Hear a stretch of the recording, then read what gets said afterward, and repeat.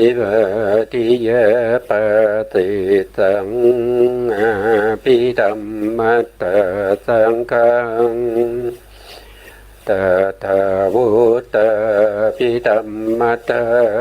จตุตปรมัตตโตจิตตังเจตสิกังรูปังนิพพานามิติสัพพทังขอกราบนมัสการพระมหาเถระพระสังฆาธิการพระเถรานุเถระและขอสวัสดีท่านผู้ฟังและผู้ชมทุกท่านที่ติดตามในรายการพระไตรปิฎกลอยฟ้าในเนื้อหาของพระอภิธรรมนะครับครั้งนี้ก็เป็นครั้งที่16ในเรื่องของปกิณในเรื่องของปกิณณกสังคหะในหมวดซึ่งอยู่ในปริเฉดที่7นะครับในสมุจจยสังคหะเราก็ยังศึกษาในเรื่องของธรรมหมวดที่2นะครับก็คือเรื่องของฌานังคะฌานังคะก็คือเกี่ยวกับองค์ฌานนะครับที่เราได้ฌานเนี่ยเราได้แล้วมันก็ต้องมีองค์ฌานใช่ไหมครับในแต่ละฌานในองค์ฌานเขาก็ไม่เหมือนกันตรงที่องค์ฌานไม่เหมือนกันนี้แหละที่เราเรียกว่าปฐมฌานทุติยฌานตติยฌานจตุตฌานอย่างเงี้ยเราสามารถจะแยกได้ว่าเป็นฌานระดับไหนนะครับเป็นฌานที่1หรือฌานที่2อย่างเงี้ยเราแยกได้ด้วยองค์ฌานนะครับเราแยกตัวองค์ฌานองค์ฌานก็เป็นตัวที่มีกำลังในขณะที่เราอยู่ในระดับฌานนั้นๆนะครับตัวองค์ฌานก็จะมีอยู่5อย่างด้วยกันนะครับก็จะมีวิตกนะวิตกเป็นธรรมชาติที่ยกจิตขึ้นสู่อารมณ์เมื่อยกขึ้นสู่อารมณ์แล้วก็จะมีวิจารณ์เป็นตัวที่ประคองนะครับวิจารณ์ก็คือการเค้าขึงอารมณ์ก็ประคองไว้ไม่ให้มันหลุดไปนะครับแล้วก็มีปิติก็คือความเอิบอิ่มใจนะครับแล้วองค์ที่4โดยทั่วไปก็จะเรียกว่าเป็นสุขนะครับสุขนี้หมายถึงสุขทางใจนะครับสุขทางใจแล้วก็องค์ที่5ก็จะเป็นเอกคตานะถ้าปฐมฌานเนี่ยก็จะมีองค์5ครบเลยนะครับมีทั้งวิตกวิจารปิติสุขเอกคตา5องค์นี้ปรากฏชัดเจนในขณะที่เราอยู่ในปฐมฌานนะเวลาที่เราจะขึ้นฌาน2เนี่ย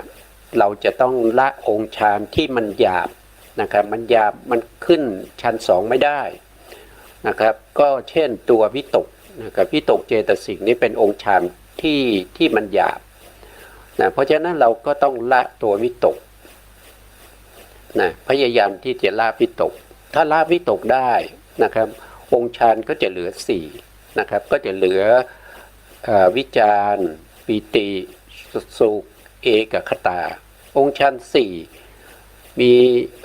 มีอาการปรากฏชัดเจนในขณะที่เราเข้าฌานนั่นแสดงว่าเราได้ฌานที่2เรียกว่าทุติยฌานนะครับพอจะขึ้นฌาน3นี่ก็ต้องมีความเบื่อหน่ายในฌาน2นะครับเพื่อจะละตัววิจารนะเราก็พยายามที่จะละวิจารเมื่อละวิจารได้องค์ฌานก็จะเหลือแค่3นั่นก็คือเป็นสุขนะครับสุขแล้วก็ปิติละปิตินะครับก็เหลือสุขกับเอกคตานะครับก็เหลือเอกคตาก็เป็นฌาน4ในพระอภิธรรมนะครับแต่ถ้าเป็นฌาน3เนี่ยฌาน3เนี่ยก็คือชั้น2ละวิตกใช่ไหมครับชั้น3ละวิจารนะครับ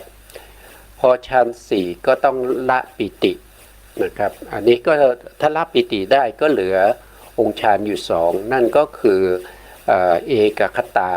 กับสุขหรือสุขกับเอกคตาปรากฏชัดเจนในขณะที่เราเข้าฌานนั่นก็แสดงว่าเราได้ฌาน4ในพระอภิธรรมนะครับในอภิธรรมนัยนะครับถ้าเราอยากจะขึ้นฌาน5 เราก็ต้องละตัวสุขนะครับก็ต้องละตัวสุขเมื่อเราละตัวสุขนั่นแสดงว่าเวทนาที่จะปรากฏชัดเจนนั้นก็จะเป็นอุเบกขานะครับเปลี่ยนจากตัวสุขมาเป็นอุเบกขาองค์ฌานก็จะเหลือ2เหมือนเดิมก็จะเป็นอุเบกขากับเอกคตาอันนี้จะเป็นฌาน5นะครับก็จะเป็นฌาน5นะ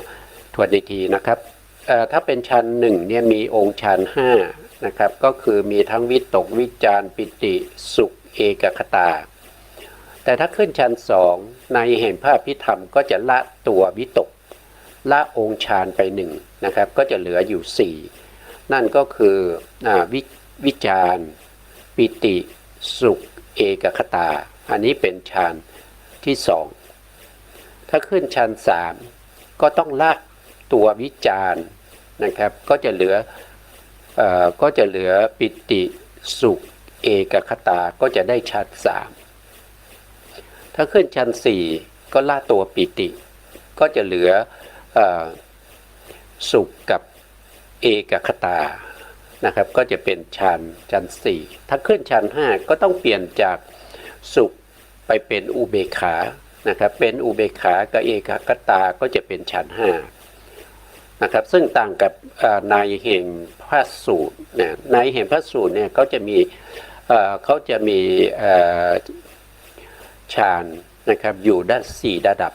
นะครับไม่ถึง5ระดับไม่เหมือนกับของพระอภิธรรมนะครับพระอภิธรรมนี้จะมีฌาน5นะครับฌาน5เกิดขึ้นได้อย่างไรก็คือเกิดขึ้นโดยอุปนิสัยแล้วก็จะเป็นอุปนิสัยของพวกที่เป็นเทวดานะครับเทวดาในส่วนใหญ่เนี่ยที่เขาเข้าฌานเนี่ยก็จะมีการละตัวองค์ฌานไปทีละระดับนะครับไม่เหมือนกับมนุษย์เรานะครับมนุษย์เราเนี่ยเวลาที่ละองค์ฌานเนี่ยก็จะมี2บ้างมี1บ้างนะครับมี1มี2อย่างเงี้ยนะครับนะแล้วก็จะมีแค่4ระดับนะครับระดับที่1ก็เรียกว่าปฐมฌานนะครับอันนี้ว่าโดยในแห่งพระสูตรนะครับในแห่งพระสูตรก็จะพูดถึงบุคคลที่เป็นมนุษย์นะครับบุคคลที่เป็นมนุษย์เป็นประธานในการที่จะฟังธรรมนะครับเพราะฉะนั้นพระพุทธองค์ก็แสดงโดยเรียกว่าจตุกนัยนะจตุกนัยถ้าเป็นปฐมฌานก็จะมีองค์ฌาน5เหมือนกันกับปัญจมนัยก็จะมีวิตกวิจารปิติสุขเอกคตาเหมือนกันเลยนะปฐมฌานคือฌานที่1แต่ถ้าจะขึ้นฌาน2ขึ้นฌาน2นี้ต้องละองค์ฌานไป2ตัวนะครับก็คือละวิตกกับวิจารไปพร้อมกันนะครับละไปพร้อมกันก็จะเหลือปิติสุขเอกคตาเหลือองค์ฌาน3เหลือองค์ฌาน3ก็จะไปขึ้นฌาน2เรียกว่าทุติยฌานนะครับฌาน1มีองค์ฌาน5พอขึ้นฌาน2ก็จะเหลือองค์ฌาน3พอละไป2นะครับละไป2คือละวิตกกับวิจารนะอันนี้ก็ถ้าละได้ก็จะเป็นทุติยฌานนะครับแล้วเมื่อจะขึ้นฌาน3ก็ละอีก1นั่นก็คือละปิตินะละปิติก็จะเหลือองค์ฌาน2ก็คือสุขกับเอกคตานะครับก็จะได้ฌาน3นะก็เรียกว่าตติยฌานนะได้ตติยฌานแล้วอยากจะขึ้นจตุทัชฌานนะครับก็พยายามที่จะละตัวสุขนะครับเมื่อละสุขได้สุขนั้นก็จะเปลี่ยนจากสุขไปเป็นอุเบกขานะครับเป็นอุเบกขาก็จะมีกำลังของอุเบกขากับเอกคตามีกำลังในการเข้าฌาน4นะถ้ามีอุเบกขากับเอกคตานั่นแสดงว่าเราอยู่ในฌาน4นะครับก็จะต่างกันอย่างนี้นะก็โดยจตุกนัยหรือปัญจกนัยก็เป็นเรื่องขององค์ฌานนั่นเองนะครับเรื่องขององค์ฌานสัมพันธ์กับฌานที่เราเข้านะครับก็ไม่นอกนั้นก็ไม่มีอะไรที่แตกต่างกันนะครั้งที่แล้วเนี่ยผมก็ได้พูดถึงในส่วนที่เรา เรายังค้างอยู่ก็คือเราพูดถึงพุทธานุสตินะครับพุทธานุสติพุทธานุสติก็คือการที่ตามระลึกถึงคุณของพระสัมมาสัมพุทธเจ้าคุณของพระสัมมาสัมพุทธเจ้านี้เป็นอารมณ์ของฌานด้วยนะครับเป็นอารมณ์ของฌานนะครับการตามระลึกถึงพุทธานุสติจัดอยู่ในอารมณ์ประเภทที่เราเรียกว่าอนุสติ10นะอนุสติ10ก็มีพุทธานุสติธรรมานุสติสังขานุสติจาคานุสติเทวตานุสติอุปัสมานุสติมรณานุสตินะแล้วลืมไปหนึ่งอย่างก็คือศีลานุสติก็คือศีลนะครับศีลแล้วก็มีกายคตาสติก็คือพิจารณาปฏิกูลที่อยู่ในร่างกายของเรา32ประการด้วยกันนั่นก็คือได้แก่ธาตุดิน20ธาตุน้ำ12ธาตุดินก็ได้แก่ตั้งแต่ผมลงมานะครับผมขนเล็บฟันหนังพวกนี้เป็นกายคตาสตินะครับแล้วก็10นะครับอนุสติข้อที่10นั้นก็คือได้แก่อานาปานสติอานาปานสติก็คือการตามระลึกถึงลมหายใจนะครับทีนี้เรามาต่อครั้งที่แล้วนี่เราค้างในเรื่องของวิชาจรณะสัมปันโนนะครับเราก็พูดถึงเรื่องของวิชา8นะครับวิชา8เนี่ยเป็นวิชาที่พระพุทธองค์ทรงตรัสรู้ตอนที่คืนวันเพ็ญเดือน6นะครับวันวิสาขะนะครับก่อนที่พระอาทิตย์จะขึ้นตอนเช้านะครับเวลาประมาณตีห้ากว่าๆนะครับพระพุทธองค์ก็ได้วิชา8นะครับได้วิชา8วิชา8ก็จะมีวิปัสสนาญาณนะครับวิปัสสนาญาณ1คือวิปัสสนาญาณอันนี้เราได้พูดไปแล้วนะครับเราได้พูดไปครั้งที่แล้ว2ก็คือมโนมยิทธิก็คือเรื่องของการแสดงฤทธิ์ทางใจนี่ก็เราก็พูดไปแล้วนะครับวันนี้เรามาในส่วนที่เป็น อิทธิวิธินะครับก็คือการแสดงฤทธิ์นะครับแสดงฤทธิ์ก็คือหมายความว่าอย่างไรก็คือการแสดงฤทธิ์โดยทั่วไปนั่นเองนะครับก็คืออย่างเช่นการห่อเหินเดินอากาศนะครับการหายตัวการดำดินนะครับหรือว่าการเดินบนผิวน้ำหรือว่าแทรกเข้าไปในผนังนะครับหรือว่าสภาพเหล่านี้นะครับเราก็เรียกว่าอิทธิวิทะนะครับอิทธิวิธินะครับหรือว่าอิทธิวิทะนะอันนี้คือการแสดงฤทธิ์นะครับ ต่อไปในข้อที่4ที่พระพุทธองค์ได้นะครับก็คือทิพโสตะก็คือหูทิพนะครับถ้าเราจะตามระลึกถึงวิชา8ที่พระพุทธองค์ได้นะครับแล้วก็ให้ตามระลึกเพื่อให้ได้มาซึ่งอุปจารสมาธิเนี่ยเราต้องน้อมจิตไปนะครับเราต้องน้อมจิตไปในคุณธรรมของพระสัมมาสัมพุทธเจ้านะครับ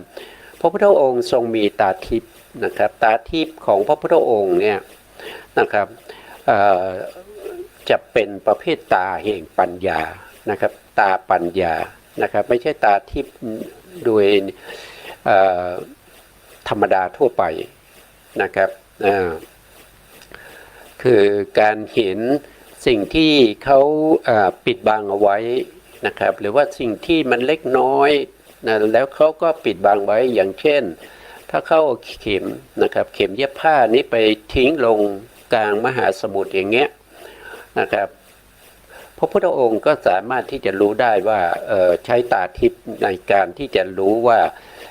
เข็มที่เขาทิ้งลงไปในมหาสมุทรนั้นตอนนี้อยู่ที่ไหนอย่างไรพระพุทธองค์สามารถที่จะรู้ได้นะครับ แต่ในส่วนที่เป็นตาปัญญานั้นนะครับพระพุทธองค์ก็สามารถที่จะรู้ถึงธรรมต่างๆนะครับธรรมที่ให้พ้นจากอาสวะทั้งหลายนะครับพวกนี้เป็นตาปัญญานะครับอันนี้เป็นโทษทีตรงนี้ผมนี่แย่เลยอันนี้ทิพยโสตก็คือหูทิพย์นะครับหูทิพย์ก็คือการฟังเสียงนะก็คือการฟังเสียงอย่างเช่นทุกวันนี้นะครับบางท่านก็อยากจะได้ฟังเสียงเทวดา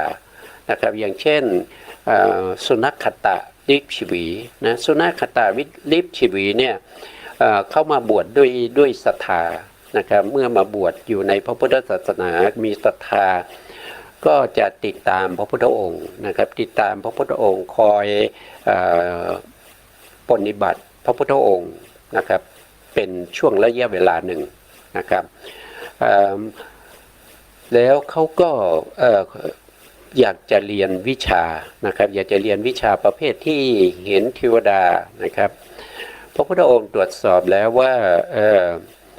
สุนัขขตะลิปชวีนี่สามารถเรียนได้ก็จะบอกมนไปนะครับก็จะบอกวิธีการนะครับให้เข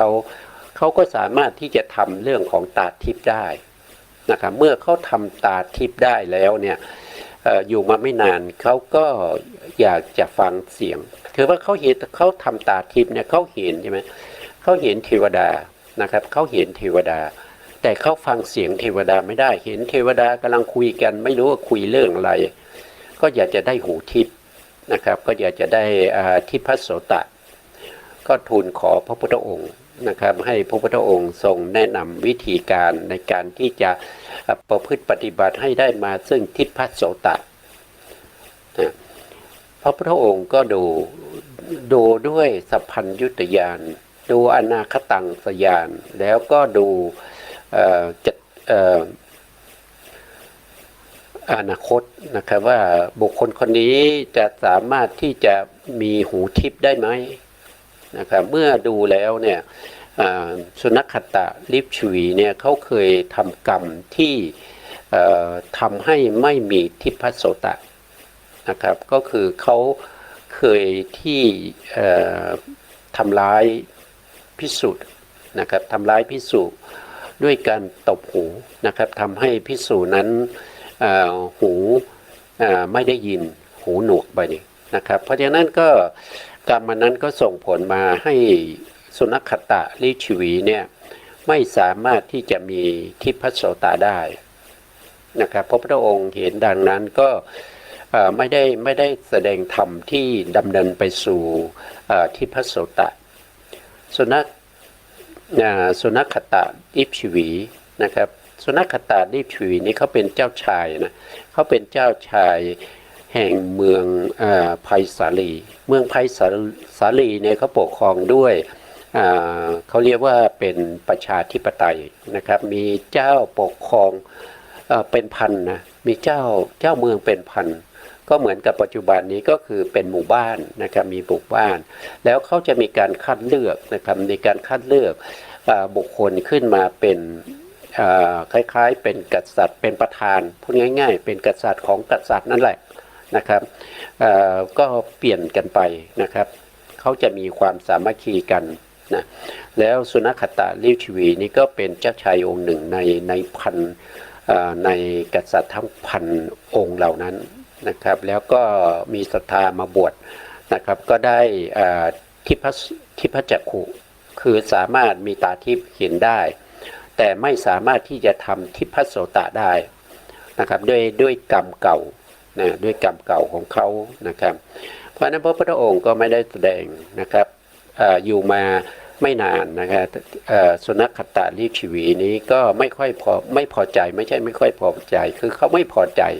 นะครับเขาไม่ชอบใจนะครับที่พระพุทธองค์ไม่ได้แสดงวิธีการที่จะทำให้มีทิพโสตนะเขาก็เมื่อเขามีความไม่ชอบใจนั่นแสดงว่าเป็นโทสะเมื่อมีโทสะเกิดขึ้นนะครับทิพจักขุที่เขาเคยได้ก็เสื่อมหายไปนะครับเสื่อมหายไปก็ไม่สามารถที่จะ ปฏิบัติให้ได้คืนมา เพราะว่าด้วยความอาฆาตด้วยความพยาบาทนะครับด้วยความพยาบาทโทสะมูลจิตนะจึงทำให้เขาเนี่ยไม่พอใจมากขึ้นเขาก็มาขอลาสิกขาไปนะครับลาสิกขาพระพุทธองค์พระพุทธองค์ก็ดูแล้วว่าบุคคลคนนี้ถ้าปล่อยอยู่ในบวชอยู่ในพระพุทธศาสนาแล้วเขาจะทำอะไรที่มันเป็นกรรมที่หนักนะครับไม่เหมือนกับเทวทัตนะเทวทัตนี้พระพุทธองค์ให้บวชเพราะว่าเทวทัตจะได้มาสร้างบารมีต่อนะครับจะได้มาสร้างบารมีต่อจะได้มามีการไหว้พระสวดมนต์จะได้มาทำสมาธิในพระพุทธศาสนาถึงแม้พระพุทธองค์รู้แล้วว่าเทวทัตนี้จะต้องทำสังฆเพศจะต้องทำให้พระพุทธองค์หอดพระโลหิตแต่พระพุทธองค์ก็มองเห็นกันไกลว่าถ้าเราไม่ให้พระเทวทัตบวชเนี่ยพระเทวทัตก็จะไม่มีโอกาสที่จะได้เป็นพระปัจเจกนะครับไม่ได้เป็นพระปัจเจกดังนั้นจึงมีพระมหากรุณาให้พระเทวทัตมาบวชซึ่งต่างกับสุนัขขตะลิชวีนะครับถ้าสุนัขขตะลิชวีบวชไปนานๆเนี่ยเขาก็จะทำกรรมแล้วเขาก็จะต้องไปชดใช้กรรมนะครับแล้วก็ไม่มีประโยชน์อันใดเพราะว่าสุนัขขตะลิชวีเนี่ยไม่ได้ทำบุญทำกุศลในเรื่องของการที่จะเป็นพระปัจเจกหรือว่าการที่จะเป็นอัครสาวกหรือว่าจะให้ได้มาซึ่งความเป็นพระอรหันต์นะครับเพราะฉะนั้นพระพุทธองค์ก็ให้เขาลาสิกขาไปเมื่อเขาลาสิกขาไปเขาก็ไปเกล่าวตู่พระพุทธองค์หลายเรื่องนะครับอันนี้ถ้าว่าไปก็คงจะยาวนะครับเพราะฉะนั้นก็ให้เราเข้าใจว่าทิพโสตานี้ก็คือหูทิพนะครับที่พระพุทธองค์ได้มาตอนที่พระพุทธองค์ทรงตรัสรู้เป็นพระสัมมาสัมพุทธเจ้าที่ใต้ต้นโพนะครับในวันวิสาขะนะครับก็ได้ทิพโสตมานะครับก็สามารถที่จะได้ยินเสียงที่พระพุทธองค์ต้องการได้ยินนะครับไม่ใช่ว่าเสียงอะไรก็ได้ยินหมดไม่ใช่อย่างนั้นนะครับแต่พระพุทธองค์น้อมไปเพื่อจะฟังเสียงอะไรพระพุทธองค์ก็สามารถที่จะฟังได้นะครับไม่ว่าจะไกลแค่ไหนนะครับไม่ว่าจะเป็นเสียงของพรหมเสียงของเทวดาหรือว่าเสียงของสัตว์เดรัจฉานทั้งหลายถึงแม้จะอยู่ห่างไกลนะครับก็สามารถที่จะรับฟังได้นะต่อไปในข้อที่5นะครับในข้อที่5ก็คือเจโตปริยติญาณความรู้ในการกำหนดใจผู้อื่นนะครับเจโตปริยติญาณนี้ก็คือการกำหนดรู้วาลจิตของผู้อื่นนะครับของพระพุทธองค์นี้ก็รู้ได้โดยไม่มีขีดจำกัดนะครับแต่ถ้าเป็นบุคคลทั่วไปนะครับตั้งแต่อัครสาวกลงมาเช่นพระสารีบุตรพระโมคคัลลานะนะครับมาจนถึงพระรูปสุดท้ายในก่อนที่พระพุทธองค์จะปรินิพพานนะครับนั่นก็คือได้แก่พระอะไรที่พระพุทธองค์ทรงไปโปรดที่เมืองกุสินารานะครับเขาชื่อว่าสุภัทะนะครับสุภัทะ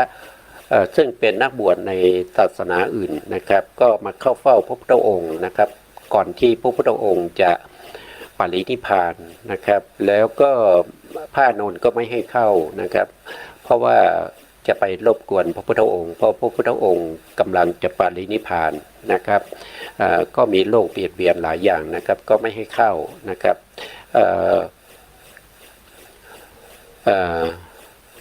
ท่านก็พยายามที่จะเข้านะครับก็ทะเลาะกับพระอานนท์อยู่นะครับพระพุทธองค์ได้ยินเสียงนะครับพระพุทธองค์ก็เรียกพระอานนท์ว่าให้สุภัทะนี้ปริพาชกเนี่ยเข้ามาเถอะสุภัทะปริพาชกก็เข้าไปนะครับแล้วก็เมื่อเข้าไปแล้วก็ทูลถามพระพุทธองค์นะครับในเรื่องของการที่จะทำเรื่องของเขาเรียกว่าเป็นเรื่องที่พูดกันใน ในเรื่องของความเป็นพระอรหันต์นะครับถามว่าศาสนาอื่นเนี่ยอย่างเช่นศาสนาของนิโคลนาถบุตรนะครับพวกนี้ที่เป็นครูทั้ง6เนี่ยมีพระอริยบุคคลไหมมีหรือไม่มีนะครับพระพุทธองค์ก็ตอบว่าเธออย่าไปสนใจเรื่องนั้นเลยนะครับให้สนใจเราจะแสดงธรรมให้เธอฟังนะแล้วพระพุทธองค์ก็แสดงธรรมว่านะครับในบริษัททั้งหลายเนี่ยมีเฉพาะในพระพุทธศาสนาเท่านั้นที่มีภิกษุนะครับที่มีภิกษุที่เป็นพระอรหันต์นะครับไม่ว่าจะเป็นบุคคล1บุคคล2บุคคล3นะครับหรือว่า4คู่8บุรุษนั่นเองนะครับมีเฉพาะในพระพุทธศาสนาเพราะว่าพระพุทธศาสนานี้มีข้อประพฤติปฏิบัติเพื่อให้ได้มาซึ่งให้ได้มาซึ่งมรรคผลนิพพานนะครับก็แสดงธรรมให้สุภัททะฟังนะเมื่อสุภัททะได้ฟังแล้วก็ได้ประพฤติปฏิบัติแล้วก็ได้เป็นพระอรหันต์นะครับได้เป็นพระอรหันต์องค์สุดท้ายนะครับที่ก่อนที่พระพุทธองค์จะปรินิพพานนะครับอันนี้เป็นองค์สุดท้ายนะครับสาวกของพระสัมมาสัมพุทธเจ้านะครับองค์แรกก็คือได้แก่อัญญาโกฏัญญะนะครับองค์สุดท้ายที่พระพุทธองค์จะปรินิพพานก็คือสุภัททะนะครับเป็นผู้ที่สามารถประพฤติปฏิบัติให้ได้มาซึ่งคุณธรรมที่เป็นมรรคผลนิพพานได้นะครับด้วยอะไรก็ด้วยการกำหนดรู้นะครับและว่าพระพุทธองค์เนี่ยสามารถที่จะรู้เรื่องของวาระจิตเนี่ยโดยไม่มีขีดจำกัดนะแต่ถ้าเป็นพวกที่เป็นสาวกเนี่ยก็จะรู้ได้เพียง15 วันนะครับ15 วัน15 วันนี้ก็คือหมายถึงว่าอดีตที่ผ่านมา7 วันนะครับที่ผ่านมาแล้ว7 วันเนี่ยจิตใจของคนนี้เขาเป็นอย่างไรนะครับมีโทสะมีโมหะหรือว่ามีความริษยาอิจฉามีทิฏฐิมีมานะนะครับหรือว่าจะมีอหิริกาโนตปะนะครับหรือว่าจะมีศรัทธานะครับมีศรัทธามีวิริยะสติสมาธิมีปัญญาที่ผ่านมาแล้ว7 วันเนี่ยก็รู้ได้อย่างเช่นพระสารีบุตรนี่นะครับแล้วก็สามารถที่จะรู้ไปได้ถึงข้างหน้าอีก7 วันนะครับนับตั้งแต่วันนี้ไปในอนาคตอีก7 วันนะก็สามารถรู้ได้แล้วก็รู้ในปัจจุบันด้วยอีก1 วันในขณะที่กำลังดูอยู่อีก1 วันรวมแล้วก็เป็น15 วันนะครับแต่ของพระสัมมาสัมพุทธเจ้านี่รู้ได้โดยไม่มีขีดจำกัดนะครับเป็นความรู้ที่กำหนดใจของผู้อื่นคำว่ากำหนดนี่หมายถึงว่ารู้วาระจิตของคนอื่นได้นะครับอย่างเช่นมีเรื่องเล่าเรื่องหนึ่งนะครับก็มีพระภิกษุสงฆ์อยู่ประมาณเท่าไหร่30 หรือ 60 รูปนะครับไปจำพรรษานะครับไปจำพรรษาอยู่ที่ชนบทนะครับแล้วก็มีแม่ของผู้ใหญ่บ้านนะครับเป็นผู้อุปถัมภ์นะครับดูแลนะครับก็สร้างกุฏิให้นะครับให้อยู่แล้วก็พระภิกษุสงฆ์เหล่านั้นก็จำพรรษาอยู่ในกุฏินะครับแล้วก็แม่ของผู้ใหญ่บ้านนะครับหรือว่าเป็นกำนันแม่กำนันนะครับก็ได้ไปเยี่ยมเยียนพระภิกษุที่จำพรรษานะครับก็ไปก็ไม่เห็นภิกษุสักรูปหนึ่งนะครับเพราะว่าภิกษุทั้งหลายต่างมุ่งหน้าปฏิบัติของใครของมันไม่มาคุกคีกันนะไม่มาสนทนากันนะครับนอกจากวันที่เป็นวันอุโบสถนะครับก็จะมาฟังปฏิโมกข์กันนะครับทีนี้เมื่ออุบาสกเนี่ยอุบาสิกานะครับอุบาสิกาเมื่อเห็นว่าภิกษุทั้งหลายเนี่ย ไม่มีใครออกมาเลยนะครับไปอยู่ที่ไหนกันหมดทะเลาะกันหรือเปล่าก็สงสัยว่าเป็นทะเลาะกันแยกย้ายกันไปนะครับทีนี้ก็ถามคนที่เขาเฝ้าอยู่ตรงนั้นนะครับว่าภิกษุทั้งหลายเหล่านี้เขาหายไปไหนหมดทำไมเขาไม่เห็นพระแม้แต่รูปเดียวนะครับเขาเกิดการทะเลาะกันหรือไม่นะครับคนที่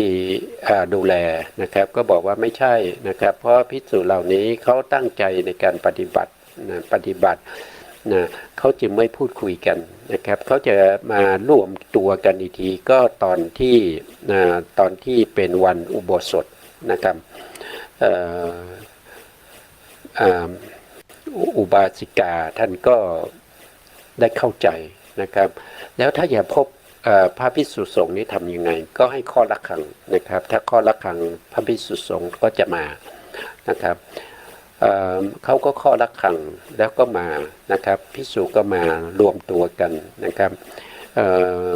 อุบาสกก็ถามว่าการปฏิบัติธรรมอย่างนี้เนี่ยเราเป็นผู้หญิงเราไม่ได้บวชนะครับเราสามารถประพฤติได้ไหมนะ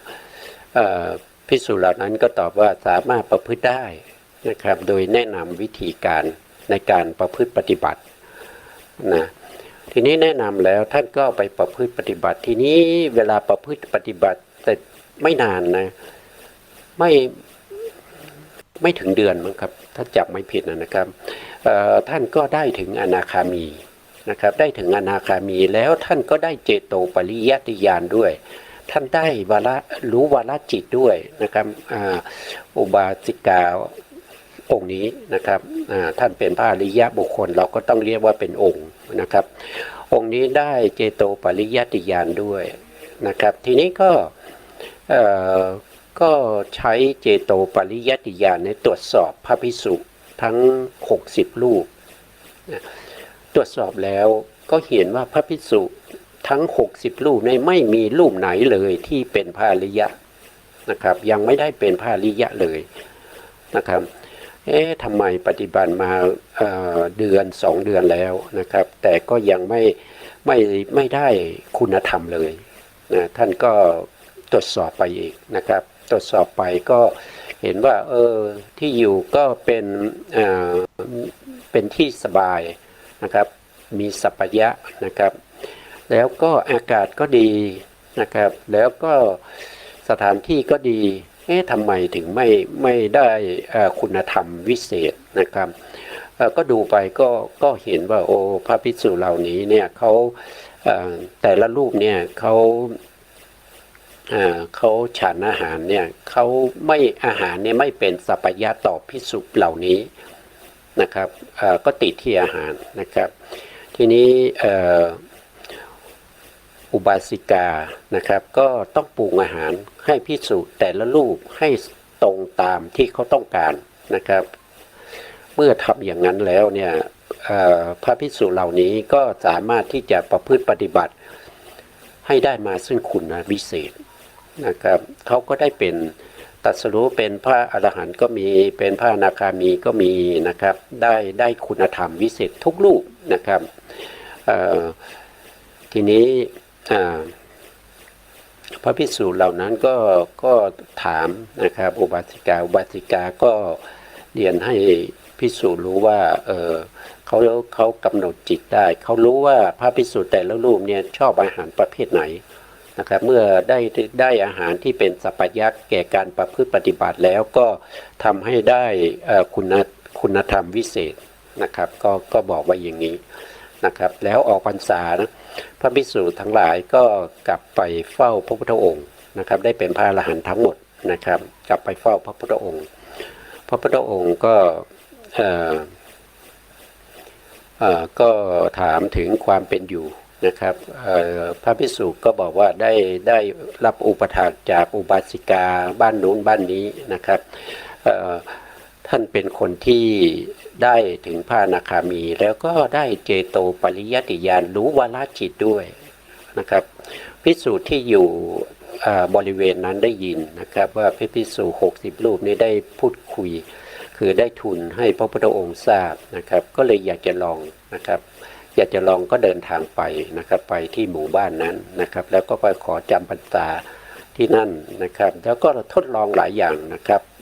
อุบาสิกาท่านก็รู้หมดทุกอย่างที่พระภิกษุรูปนั้นไปทดลองนะครับเพราะฉะนั้นพระภิกษุรูปนั้นก็ไม่กล้าจำพรรษาอยู่ตรงนั้นนะครับเพราะว่ากลัวนะครับเพราะกลัวว่าอุบาสิกานี่มารู้จิตวาระจิตของตัวเองที่คิดไม่ดีนะครับที่เป็นอกุศลอย่างเงี้ยก็ไม่ก็ขอลานะครับขอลากับวัดเชตวันนะ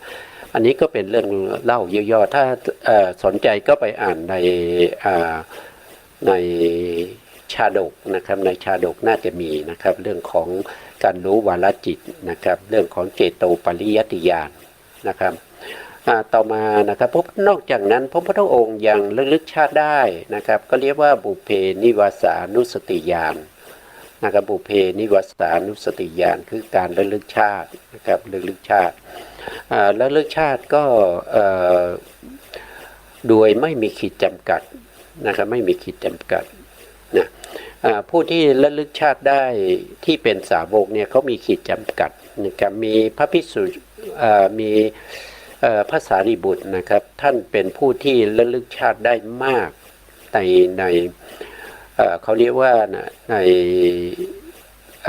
ภิกษุทั้งหลายนะครับได้มากกว่าภิกษุทั้งหลายได้ถึง1 อสงไขยมั้งนับถอยหลังไป1 อสงไขยนี่เขาสามารถระลึกได้นะครับระลึกชาติได้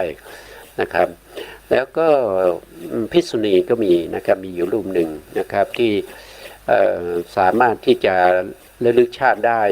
นะครับยาวนานนะครับได้ประมาณ1 อสงไขยเหมือนกันนะสิ่งเหล่านี้เป็นคุณธรรมของพระสัมมาสัมพุทธเจ้านะครับเพราะฉะนั้นการที่เราจะเจริญพุทธานุสติเราก็ต้องระลึกถึงพระพุทธองค์ทรงมีบุพเ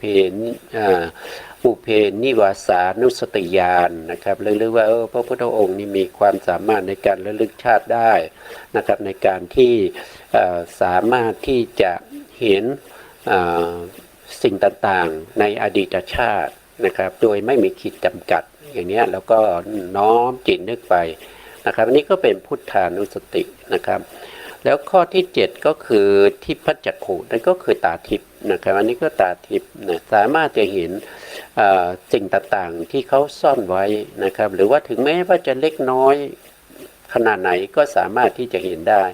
นะครับแล้วก็มีตาปัญญาก็จะอยู่ในนี้ด้วยนะครับเกี่ยวกับเรื่องของปัญญาต่างๆนะครับญาณต่างๆ73 ญาณด้วยกันนะครับก็อยู่ในตาปัญญาเรียกว่าปัญญาจักขุนะครับเป็นของพระสัมมาสัมพุทธเจ้านะวิชา8นะครับวิชาที่สุดท้ายก็จะเรียกว่าอาสวัคยญาณนะครับอาสวัคยญาณก็ได้แก่อรหันตผลนะครับก็คือเป็นสภาวะที่กำจัดแล้วซึ่งกิเลสทั้งหลายได้เป็นพระอรหันต์แล้วนะครับก็คือความรู้ที่ทำให้สิ้นอาสวะนั่นเองนะครับอันนี้ก็วิชา8นะวิชา8ถ้าเป็นวิชา3ก็จะมี1ก็คือบุพเพนิวาสานุสติญาณระลึกถึงอดีตชาติได้นะครับอันที่2ก็คือจุตูปปาติญาณก็สามารถที่จะรู้ว่าสัตว์นี้ตายจากที่ไหนไปเกิดที่ไหนนะครับจุตูปปาติญาณนะครับแล้วก็ยังมีอาสวัคยญาณนะครับก็เป็นวิชา3นะครับวิชา3ก็มีนะครับบุพเพนิวาสานุสติญาณนี่เป็นญาณที่1ที่พระพุทธองค์ได้ตอนที่ปฐมยามก็คือหลังจาก4 ทุ่มไปแล้วนะครับโทษทีตั้งแต่6 โมงเย็นนะครับไปจนถึง4 ทุ่มเนี่ยพระพุทธองค์ได้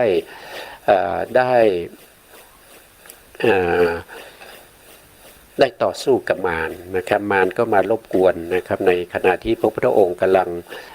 เจริญวิปัสสนา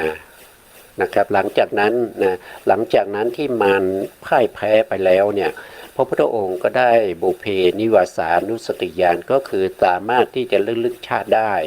นะครับก็ระลึกถอยหลังไปเรื่อยๆนะครับหายใจเข้านะครับหายใจเข้า แล้วก็หายใจออกนะครับสามารถที่จะลึกๆได้ถึง92กัปนะครับ92กัปเป็นมหากัปนะครับแค่กัปเดียวเนี่ยเราเวียนว่ายตายเกิดนับภพนับชาติไม่ได้นะครับอย่างโลกใบนี้ที่เรามีอยู่เนี่ยตอนนี้เราเกิดมาในช่วงที่มนุษย์เรามีอายุอยู่ที่74 ปีกว่าๆนะครับโดยการคำนวณมาจากตั้งแต่ยุคสมัยที่พระพุทธองค์นะครับมนุษย์เรามีอายุอยู่ที่100 ปีนะครับเรียกว่าอายุกับปัจจุบันนี้มีอยู่74 ปีกว่าๆนะครับเป็นอายุเฉลี่ยของมนุษย์ในชมพูทวีปนะเมื่อพระพุทธองค์ลึกๆถอยหลังไปเนี่ยนะแต่ละกับแต่ละโลกแต่ละใบเนี่ยมันก็มีภพชาติที่ยาวนานใช่ไหมครับอย่างเราเนี่ยเราไม่สามารถที่จะรู้ได้ถึงแม้ว่าจะรู้ได้ก็ไม่สามารถที่จะรู้ได้เหมือนพระพุทธองค์นะครับบางท่านอาจจะระลึกชาติได้พบชาติ2 ชาตินะครับการระลึกชาติได้ชาติ2 ชาติเนี่ยเป็นตัวหนึ่งที่เป็นปัจจัยให้บุคคลที่ระลึกชาติได้เนี่ยเป็นมิจฉาทิฏฐิได้นะครับเพราะว่าระลึกชาติได้ไม่ตลอดนะครับไม่ตลอดไปนะครับพระพุทธองค์ลึกได้ถึงหายใจเข้าหายใจออกนี่ก็ได้ถึง92กัปนะครับก็ลึกไปนะครับตั้งแต่ปฐมยามไปนะครับจนจะถึงมัชฌิมยามแล้วนะครับก็จากชาตินี้ไปชาตินู้นไปเรื่อยๆอย่างเงี้ยแต่ยังไม่สามารถที่จะรู้ได้ว่าต้นตอนะครับหรือมนุษย์เราเนี่ยมีมาตั้งแต่เมื่อไหร่เริ่มต้นมาตั้งแต่เมื่อไหร่ก็ยังไม่รู้นะครับยังไม่รู้แต่พระพุทธองค์ก็จะไม่ลึกแล้วเพราะว่าเป็นการเสียเวลานะครับเสียเวลาในการที่จะระลึกชาติถึงสิ่งเหล่านี้ซึ่งเป็นสิ่งที่ผ่านมาแล้วเนี่ยมันไม่ค่อยจะมีประโยชน์อะไรมากนะครับในขณะนั้นนะครับในขณะที่พระพุทธองค์กำลังเจริญวิปัสสนาเพื่อให้ได้มาซึ่งมรรคผลเนี่ยนะครับถ้าพระพุทธองค์ลึกๆเฉพาะในชาติที่จะตามหาว่ามนุษย์เราเริ่มต้นมาจากไหนอย่างนี้นะครับลึกถอยไปเรื่อยๆอย่างเงี้ยมันเป็นการเสียเวลานะครับเสียเวลาในการที่จะประพฤติปฏิบัติให้ได้มาซึ่งมรรคผลตอนนี้ได้บุพเพนิวาสานุสติญาณมาแล้วเนี่ยซึ่งลึกได้โดยไม่มีขีดจำกัดแต่ก็ยังไม่สามารถที่จะเห็นต้นตอความอุบัติขึ้นมาของสัตว์ทั้งหลายว่าเกิดมาจากไหนนะครับยังไม่สามารถที่จะรู้ได้เพราะฉะนั้นพระพุทธองค์ก็เว้นจากการระลึกชาติแล้วก็มาเจริญวิปัสสนาพิจารณาในเรื่องของปฏิจจสมุปบาทต่อไปนะครับพอในมัชฌิมยามเนี่ยก็คือตั้งแต่4 ทุ่มไปถึงตี 2เนี่ยพระพุทธองค์ก็ได้วิชาที่2นั่นคือวิชาที่เรียกว่าจุตูปปาตญาณก็คือเห็นสัตว์ทั้งหลายตายจากตรงนี้ไปเกิดตรงนั้นนะครับตายจากบุคคลนี้ไปเกิดเป็นบุคคลนั้นวนเวียนอยู่อย่างนี้มากมายนะครับนั่นก็คือการที่พระพุทธองค์ได้เจโตปริยัติญาณนะครับหรือเขาเรียกว่าจุตูปปาตญาณนะจุตูปปาตญาณรู้สัตว์ตายรู้สัตว์เกิดนะครับมากมายเหลือเกินนะที่พระพุทธองค์ได้มานะครับในช่วงสุดท้ายนะครับก็คือปัจฉิมยามก็คือตี 2จนถึง6 โมงเช้าเนี่ยพระพุทธองค์ก็ได้วิชาที่3นั่นก็คืออาสวัคยญาณนะครับก็คือวิชานี้เป็นวิชาที่ทำให้สิ้นไปซึ่งอาสวะกิเลสที่เป็นอนุสัยในขันธสันดานจนหมดสิ้นได้ความเป็นอรหันตสัมมาสัมพุทธเจ้านะครับอันนี้ก็เป็นวิชา3นะวิชา3มีบุพเพนิวาสานุสติญาณนะครับแล้วก็จุตูปปาตญาณแล้วก็อาสวัคยญาณ3วิชานี้เรียกว่าวิชา3นะครับถ้า8วิชานี้ก็จะเรียกว่าเป็นวิชา8วิชา8ในพระพุทธศาสนาเท่าที่ศึกษามาเนี่ยก็จะมีวิชา3กับวิชา8 นะครับอันนี้ก็แล้วก็ขอเพิ่มเติมนิดหนึ่งตรงนี้นะครับพวกนี้ตั้งแต่วิปัสสนาญาณนะครับวิปัสสนาญาณไปจนถึงที่พระจักขุเนี่ยพวกนี้เกี่ยวข้องกับพวกที่เป็นโลกิยะนะครับว่าไปก็เป็นโลกิยะนะที่เป็นโลกุตระก็จะมีข้อที่8นะครับก็คืออาสวะขยายานทำให้สิ้นไปซึ่งอาสวะทั้งหลายนะครับอันนี้จัดเป็นโลกุตระนะต่อไปนะครับเราก็ลึกๆไปถึงคุณของพระสัมมาสัมพุทธเจ้านะครับในวิชาจารณะนะครับวิชาจารณะนะวิชาก็ได้แก่วิชา3หรือวิชา8นะครับจารณะก็จะมีอยู่15จารณะคือข้อประพฤตินะข้อประพฤติปฏิบัติหรือปฏิปทาข้อปฏิบัติอันเป็นทางบรรลุวิชาและนิพพานนะครับบรรลุวิชานะวิชาในที่นี้ก็หมายถึงว่าเป็นวิมุตตินะเป็นวิมุตติก็คือพ้นไปจากการเวียนว่ายตายเกิดนั่นเองนะครับเป็นวิชาที่เข้าถึงความเป็นพระอรหันต์นะจรณะ15ก็จะมี1ก็คือได้แก่ศีลสัมปทานะครับเป็นผู้ที่มีศีลนะครับ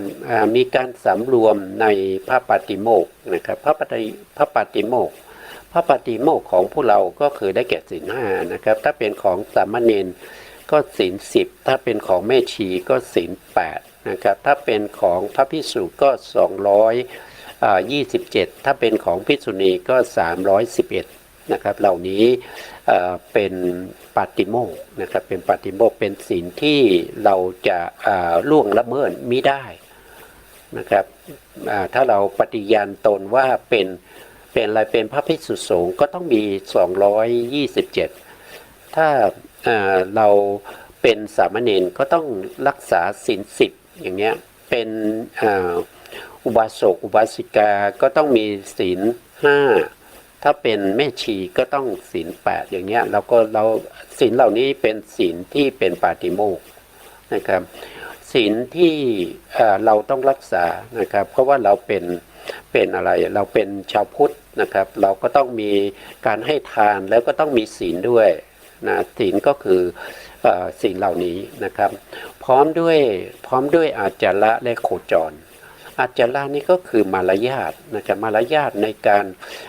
เป็นพระภิกษุนะครับในการเป็นฆราวาสนะครับในการที่เป็นสามเณรเป็นแม่ชีเนี่ยก็จะมีข้อมารยาทในการที่จะประพฤติปฏิบัตินะครับอันนี้ต้องปฏิบัตินะไม่ใช่เว้นนะถ้าเป็นมารยาทเนี่ยนะครับแต่ถ้าเป็นบางอย่างเช่นปาณาติบาตนี้ต้องเว้นนะครับนั้นก็เป็นอันนี้เป็นมารยาทอาจาระนะครับก็คือมารยาทความประพฤติที่ดีงามนะครับแล้วโคจรนะครับโคจรก็คือสัญจรนะครับสัญจรไปที่ไหนก็ตามจะต้องมีอาจาระแล้วก็ต้องมีปาติโมกข์ด้วยนะครับแล้วก็ท่านจะต้องเป็นบุคคลที่มีปกติเห็นภัยนะครับแม้โทษเพียงเล็กน้อยนะครับก็คือหมายถึงว่าศีลเล็กๆน้อยๆเนี่ยท่านต้องยึดถือปฏิบัติด้วยนะครับสมทานศึกษาอยู่ในสิกขาบททั้งหลายนะครับอันนี้ก็พระพุทธองค์เนี่ยบริสุทธิ์นะบริสุทธิ์จากสิ่งเหล่านี้นะครับบริสุทธิ์จากเรื่องของปาติโมกข์เนี่ยพระพุทธองค์บริบูรณ์สมบูรณ์อยู่แล้วนะครับแล้วก็มารยาทนะครับมารยาทพระพุทธองค์ก็มีมารยาทไม่เหมือนกับสาวกทั้งหลายนะครับสาวกทั้งหลายเนี่ยบางรูปบางองค์ยังมีเขาเรียกว่าเป็นวาสนานะครับที่ติดมาตั้งแต่อดีตชาติอย่างเช่นพระสารีบุตรก็มีอุปนิสัยที่ติดมาประพฤติปฏิบัติในการบางครั้งเนี่ยท่านก็เหมือนกับวานอนนะครับเพราะท่านเป็นวานอนมา500ชาติติดต่อกันนะครับเพราะฉะนั้นท่านเห็นน้ำท่านจะกระโดดข้ามนะครับท่านจะกระโดดข้าม ท่านจะไม่มารยาทของท่านก็จะไม่เหมือนกับของพระสัมมาสัมพุทธเจ้าพระสัมมาสัมพุทธเจ้าเนี่ยท่านละวาสนาได้แล้วนะครับเพราะฉะนั้นสิ่งที่ไม่ดีงามเนี่ยถูกอรหันตมรรคเนี่ยกำจัดไปแล้วนะครับแต่ถ้าเป็นพระสาวกเนี่ยกำจัดไม่ได้นะครับวาสนากำจัดไม่ได้มีพระภิกษุหลายรูปนะครับอย่างเช่นพระภิกษุรูปหนึ่งท่านก็จะมีคำพูดของท่านท่านจะเรียกคนอื่นว่าคนถอยนะครับคนถอยมาแล้วหรือคนถอยไปแล้วหรือคนถอยจะไปไหนคนถอยกินข้าวแล้วยามเขาจะใช้คำว่าคนถอยต่อเป็นประจำเพราะว่าเขาเกิดในตระกูลสูงมาก่อนนะครับแล้วติดต่อกันหลายภพชาตินะครับเพราะฉะนั้นท่านก็จะมีคำที่ติดมานะครับละไม่ได้นะครับเพราะฉะนั้นมารยาทตรงนี้จะไม่ค่อยดีนะครับเพราะฉะนั้นก็ถือว่าถึงแม้ท่านเป็นพระอรหันต์นะท่านไม่มีเจตนาในการที่จะพูดอย่างนั้นแต่มันติดมาด้วยอะไรด้วยวาสนาที่ละไม่ได้นะโคจรก็ไปในที่พระพุทธองค์นะครับก็โคจรไปในที่พระพุทธองค์พบเห็นสัตว์ทั้งหลายนะครับที่มาปรากฏอยู่ในข่ายพยานของพระพุทธองค์เพื่อที่พระพุทธองค์จะไปโปรดถึงแม้จะยากเย็นเข็ญใจขนาดไหนนะครับก็ต้องไปโปรดนะครับเพราะว่าสัตว์เหล่านั้นจะได้อะไรได้คุณสมบัติได้การหลุดพ้นไปจากการเวียนว่ายตายเกิดนะครับพระพุทธองค์จะโคจรอยู่หลังจากออกพรรษาแล้วนะครับพระพุทธองค์จะประจำอยู่เฉพาะในช่วงที่เข้าพรรษาเท่านั้นนะครับก็จะโคจรไปทั่วเลยนะครับเพื่อจะไปโปรดสัตว์ทั้งหลายนะครับไม่ว่าบุคคลคนนั้นจะเป็นใครก็ตามนะครับจะเป็นเดรัจฉานเป็นเปรตเป็นอสุรกายเป็นสัตว์นรกโทษทีเป็นเดรัจฉานเป็นเปรตนะครับสัตว์นรกก็เป็นนะครับแล้วก็เทวดาก็ตามพรหมก็ตามนะครับพระพุทธองค์จะไปโปรดนะครับก็โคจรไปนะอันนี้เราก็คงจะได้แค่นี้นะครับเพราะวันนี้เวลาเราหมดนะ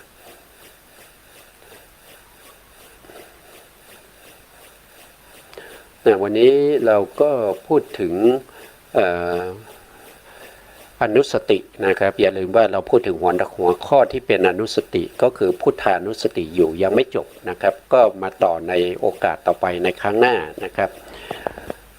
สุดท้ายนี้ขอกราบขอบพระคุณพระครูสมุทรวิสุวัฒน์วรกิจโยผู้อำนวยการสถานีวิทยุเพื่อการศึกษาพระพุทธศาสนาและวัฒนธรรมFM 104.5 เมกะเฮิรตซ์วัดฝายหินจังหวัดเชียงใหม่